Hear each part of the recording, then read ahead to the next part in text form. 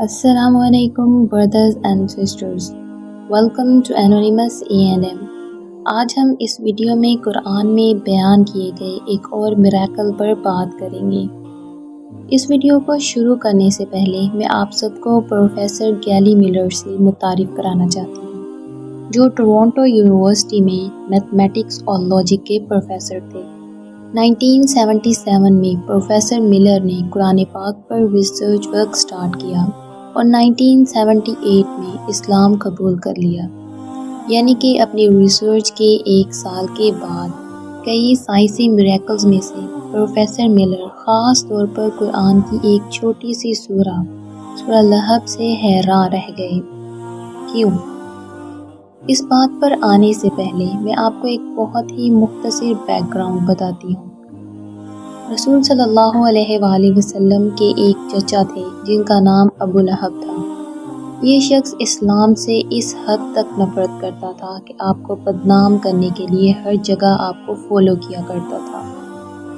اگر ابو لہب رسول صلی اللہ علیہ وآلہ وسلم کو کسی اجنبی سے بات کرتے ہوئے دیکھتا تو وہ تب تک انتظار کرتا جب تک آپ صلی اللہ علیہ وآلہ وسلم وہاں سے چلے نہ جاتے۔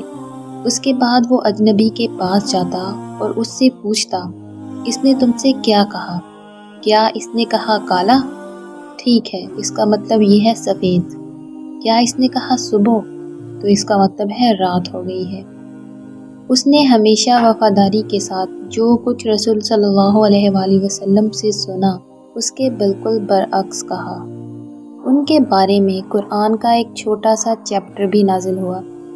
اس میں صاف صاف لکھا تھا کہ ابو لہب جہنم میں جائے گا، وہ بھڑکتی ہوئی آگ میں جل جائے گا۔ دوسرے لفظوں میں اس نے اس بات کی تصدیق کی کہ وہ کبھی بھی اللہ کے سامنے سر تسلیم غم نہیں کرے گا اور اس لیے ہمیشہ کے لیے برباد ہو جائے گا۔ سب سے دلچسپ بات یہ ہے کہ یہ سورہ ابو لہب کی موت سے 10 سال پہلے نازل ہوئی تھی۔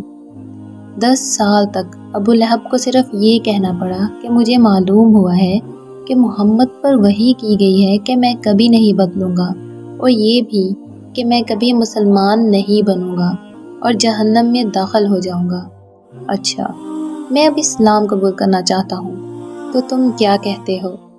لیکن ابو لہب نے ایسا کبھی نہیں کیا، اور اس کے باوجود کسی کو بھی ان سے یہی توقع ہوگی، کیونکہ وہ ہمیشہ قرآن پاک کی مخالفت میں موجود تھے۔ یہاں تک کہ نبی صلی اللہ علیہ وآلہ وسلم نے ابو لہب سے کہا، تم مجھ سے نفرت کرتے ہو اور مجھے ختم کرنا چاہتے ہو، اور یہ سب صرف ایسے ہو جائے گا کہ یہاں تم کہہ دو کہ لا الہ الا اللہ محمد رسول اللہ اور میں ختم ہو جاؤں گا۔ یہ قرآن جھوٹا ثابت ہو جائے گا، کہہ دو انہیں۔ لیکن اس نے انہیں کبھی نہیں کہا۔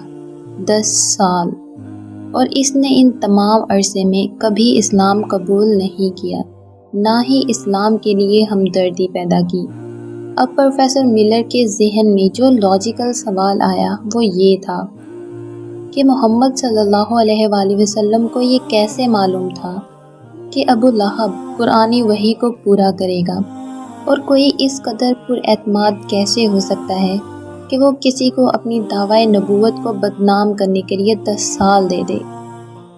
اللہ تعالیٰ ہم سب پر رحم فرمائے اور ہمیں اس کی ہدایت کا صحیح علم عطا فرمائے، آمین۔